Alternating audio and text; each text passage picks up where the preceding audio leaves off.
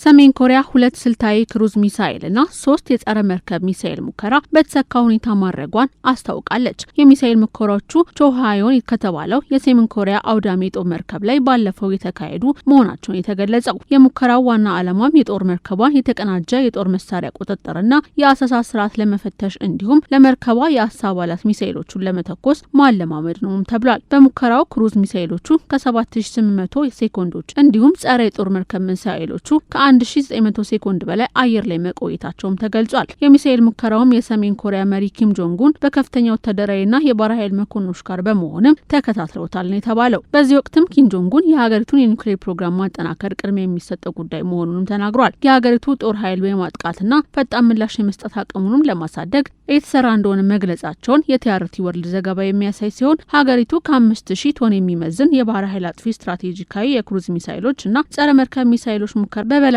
ተቆጣጥራም ነበር። በዚህም ኪም ጆንግ ኡን እንደተናገሩት ለሀገሪቱ በጣም አስፈላጊ ቅድሚያ የሚሰጠው ተግባር የኒውክሌር መከላከያን ማጠናከር ነው ሲሉም ተደምጧል። የሰሜን ኮሪያው ቾሃዮን አጥፊ መርከብ ከትላንት በስቲያ በቢጫ ባህር ውስጥ የሚገኙ የደሴት ኢላማዎች ላይ 2 የክሩዝ ሚሳኤሎችና 3 ጸረ መርከብ ሚሳኤሎችን ማስወንጨፉን ተከትሎ የክሩዝ ሚሳኤሎቹ ኢላማቸውን ከመምታታቸውን በፊት ለ2 ሰዓታት ከ12 ደቂቃዎች ያህል መብረራቸውም ሲደመጥ ጸረ መርከብ ሚሳኤሎቹም ደግሞ ለ33 ደቂቃዎች ያህል አየር ላይ በረዋል። ሙከራው የጦር መርከቧን የተቀናጀ የጦር መሳሪያ ትእዛዝ ስርዓት ለማስጀመሪያ መቆጣጠሪያ መስመርን ለመፈተሽና የአሰሳ ስርዓትን ትክክለኛነትና የመምታት ፍጥነትን ለማረጋገጥ ያለምም ነበር ሲል ኬሲኤን ዘግቧል። በተያያዘ ዜናም የኮሪያ ጃፓን በኒውክሌር አቅም ዙሪያ በአሜሪካ መካከል ክርክር እየጨመረ መሆኑ የተደመጠ ሲሆን ሰሜን ኮሪያም የኤሌክትሮኒክስ የጦር ስርዓቶች ስለመፈተሿም ተደምጧል። ቻይናና ሰሜን ኮሪያ ከዋንግ ጉብኝት በኋላ የተጠበቀ ግንኙነት እንዳላቸው እሙን የሆነ ሲሆን ፒዮንግያንግን በበኩሉ የክሩዝ ሚሳኤሎችን ስትራቴጂካዊ በተመለከተም ገለጻ አድርጋለች። ኪም በከፍተኛ መከላከያ ባለስልጣናትና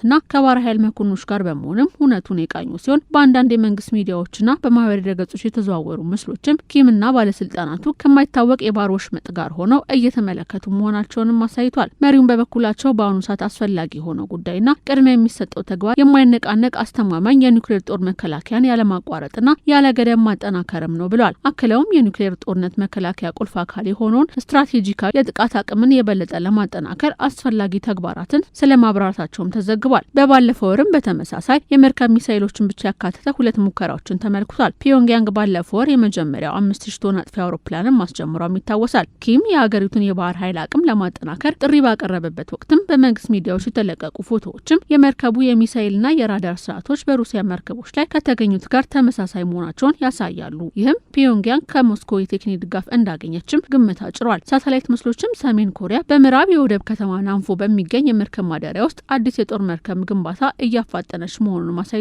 ሰሜን ኮሪያ በአሁኑ ሰዓት በርካታ የሚሳኤል ልምምዶችን ማድረጓም በኮሪያ ልሳነ ምድር ያለውን ውጥረት ከፍ ያደርጓልም ሲሉ የፖለቲካ ተንታኞች ይናገራሉ።